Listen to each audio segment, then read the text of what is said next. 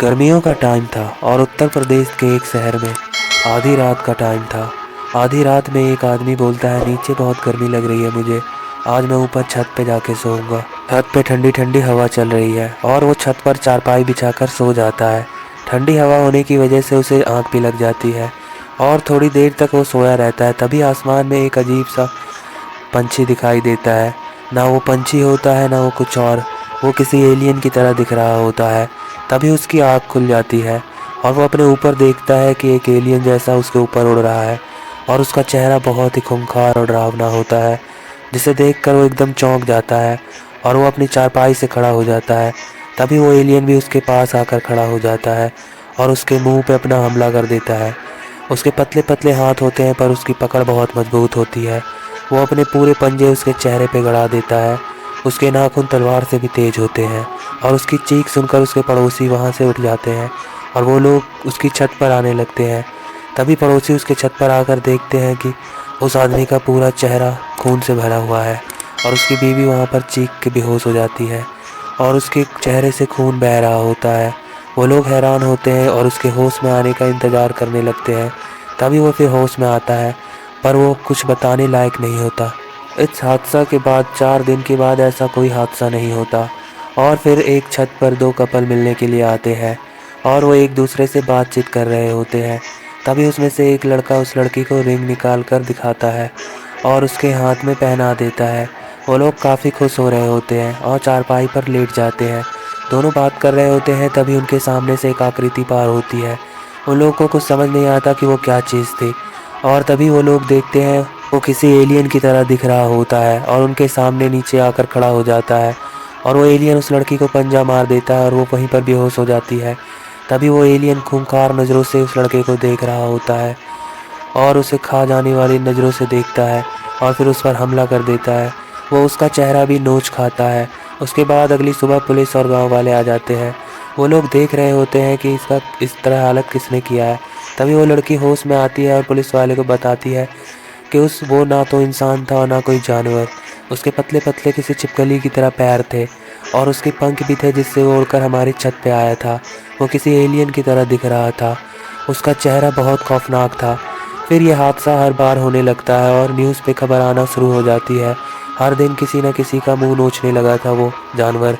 लोगों ने उसका नाम मुंह नोचवा रख दिया था। पुलिस ने पहरेदारी करना शुरू कर दी थी और पुलिस वालों को भी वो कई बार दिखता था पर वो लोग कुछ नहीं कर पाते थे क्योंकि वो हवा में उड़कर निकल जाता था। तभी एक दिन पुलिस स्टेशन में एक आदमी आता है जो एक बूढ़ा होता है। उसकी उम्र 70 साल होती है और उसका नाम मदन होता है। वो आकर बताता है कि वो बच्चा मेरा है, जो जिसे तो मोनोचवा बोल रहे हो। वो बताता है कि एक बार मुझे बच्चा पैदा हुआ। वो काफ़ी कमज़ोर था और दिखने में भी काफ़ी ज़्यादा बदसूरत था। उसके पतले पतले हाथ पैर थे जो कि मुझे नहीं पसंद था। मैं उसे बहुत ही परेशान करता था। एक दिन मेरे दोस्त साइंटिस्ट ने मुझे बोला कि वो उसे ठीक कर सकता है और मैंने उसके पास साइंटिस्ट के पास उसे छोड़ दिया। वो उस पर रिसर्च करने लगा, उसे ठीक करने की कोशिश करने लगा पर वो ठीक तो नहीं हुआ। धीरे धीरे वो और ज़्यादा ही ताकतवर होने लगा और उसने साइंटिस्ट को ही मारकर वहाँ से गायब हो गया और वो अब मुझे मारने के लिए आया है, इसलिए वो लोगों को मार रहा है। वो मुझे ढूंढ रहा है। तभी पुलिस वाला एक प्लान बनाता है। वो बोलता है कि आज रात तुम छत पर खड़े होना और बूढ़ा वो ऐसे ही करता है। रात के टाइम होते ही वो अपनी छत पर चारपाई बिछाकर सो जाता है। तभी वो एलियन उनके पास आ जाता है और वो देखता है कि एलियन आ चुका है। वो अपनी चारपाई के किनारे बैठ जाता है और तभी वो एलियन उसकी छत पर नीचे आता है। उसको देखकर मदन भी काफ़ी ज़्यादा डर जाता है। तभी पुलिस वाले उस पर 2 फायरिंग करते हैं और उसके ऊपर जाल फेंक देते हैं। जाल में वो एलियन फंस जाता है और 2 गोली लगने की वजह से काफ़ी कमज़ोर हो जाता है और वो इधर उधर भाग नहीं पाता और जाल में फंस जाता है। पुलिस वाले उसे पकड़कर जेल में डाल देते हैं और उसे कैद कर लेते हैं और वहाँ की सिक्योरिटी भी काफ़ी ज़्यादा टाइट कर देते हैं।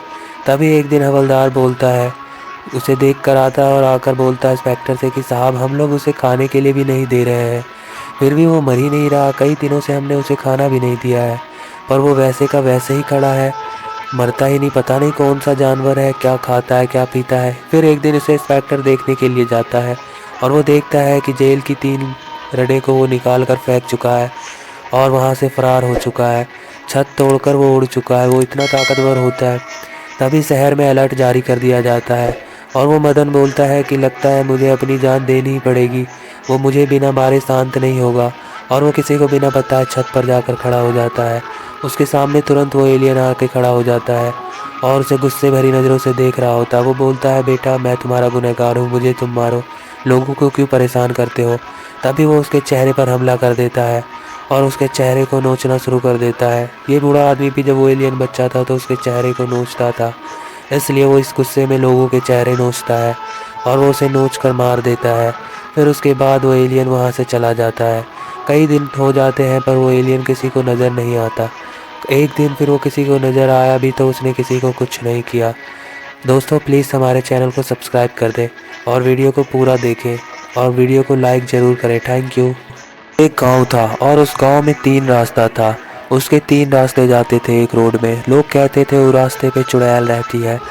जो आदमी उस रास्ते पे अकेला जाता है वो चुड़ैल उसे पकड़ लेती है और बड़े ही बेरहमी से उसे घसीट घसीट कर उसकी जान ले लेती है।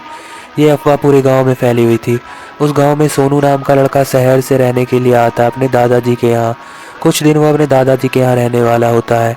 उसके दादाजी उसे समझा रहे होते हैं कि शाम में 5 बजे से पहले घर आ जाना और उस 3 रास्ते में शाम के टाइम में एकदम नहीं जाना, शाम होने से पहले ही आ जाना। तभी वो सोनू पूछता है कि उस 3 रास्ते पे क्या है, तो उसके दादाजी बताते हैं कि उस 3 रास्ते पे एक चुड़ैल रहती है जो शाम के टाइम में जो भी लोग उस पर अकेले जाते हैं उसे घसीट घसीट कर उसकी जान ले लेती है और बहुत ही बेरहमी से उसे मारती है।